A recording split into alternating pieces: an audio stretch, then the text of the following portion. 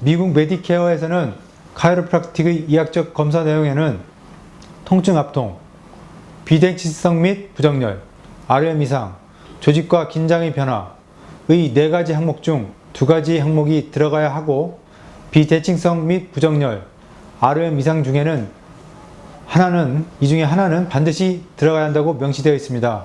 따라서 우리나라에서 도수치료 차트를 완벽히 기재하려면 비대칭성 및 부정열 또는 RM 이상은 반드시 기록해야 문제가 없을 것으로 보여집니다.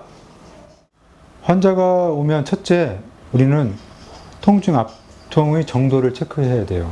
그 스케일이 있는데 바스 스코어라는 스케일이 있습니다. 그래서 환자가 오면 바스 스코어가 몇 점이 되는지를 확인해야 됩니다. 보통 6, 7점대가 많겠죠.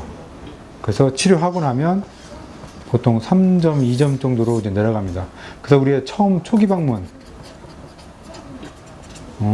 아니면 오늘 지금 바로 방문 시에는 바스스코어를 체크하는 게 가장 우선입니다. 바스스코어 6점이냐, 7점이냐. 보통 심한 통증으로 많이 오기 때문에 바스스코어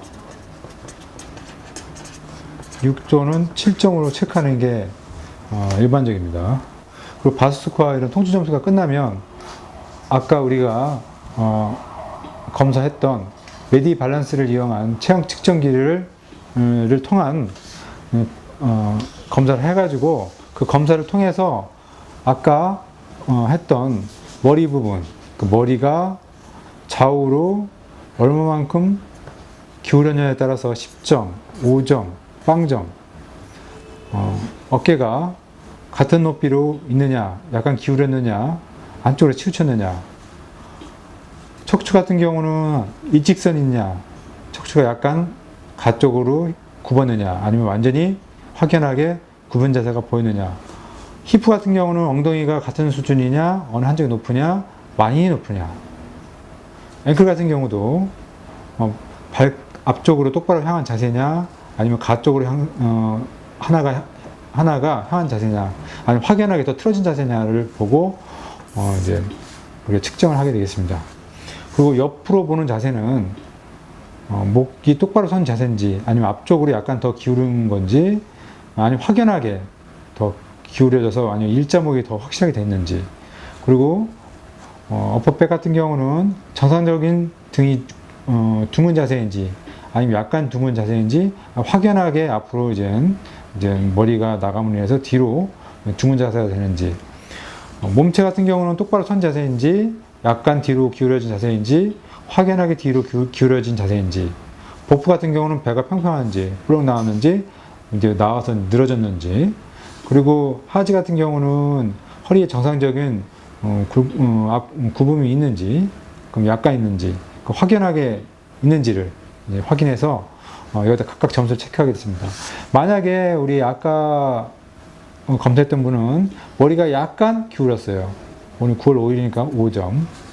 어깨도 약간 기울였으니까 5점. 이런 척추 스파인 같은 경우는 정상이라고 하면 10점을 넣으면 되겠죠. 그리고 만약 히프가 한쪽으로 너무 많이 올라와 있다 그러면 빵점을 주면 되겠습니다. 그리고 이제 앵클 같은 경우는, 발목 같은 경우는 한쪽으로 굽어졌다고 하면, 너무 많이 굽어졌으면 0점이니까 아까 그분은 약간 그랬으니까 5점. 측면을 봐서라도 턱이 똑바로 온 것보다 약간 앞에 나왔으니까 5점.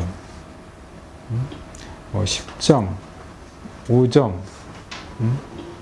5점, 5점 해서 이거를 다 더한 값이 20, 10, 40, 55점 되겠네요. 오늘 온날 점수를 55점을 이렇게 기록합니다. 그리고 일주일 후에 왔을 때 여기다 또 다시 기록을 해서 환자로 하여금 팔로업 차트를 우리가 이렇게 작성할 수가 있어요. 이걸로 우리가 하나의 기록으로 남길 수가 있다는 점에서 포스처 스코어 시트를 반드시 사용해야 되며, 또 하나는 우리가 RM 이상 체크를 반드시 해야 됩니다. 메디케어에서도 부정열 및 비대칭 체크, 그리고 RM 이상은 반드시 필수 체크 항목 중에 하나였어요. RM 이상 체크를 하기 위해서는 우선 우리가 꼭 구입해야 될 것이 있습니다. 이런 자를 반드시 구입을 하셔야 돼요.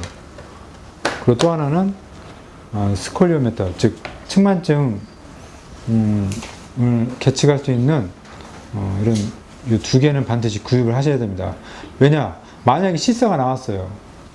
오늘은 뭐 경추부나 뭐 흉요추부에 대해서 이런 운동 범위를 뭐 75도, 70도 체크했어요. 근데 실사 나오신 분이 원장님은 어떻게 75도, 70도가 나왔습니까? 하고 물었을 때 이런 각도기라든가 이런 측만층 이런 계측기기를 보여줌으로 인해서 증거를 들이밀어야 되기 때문에 반드시 이 두 개는 사셔야 됩니다.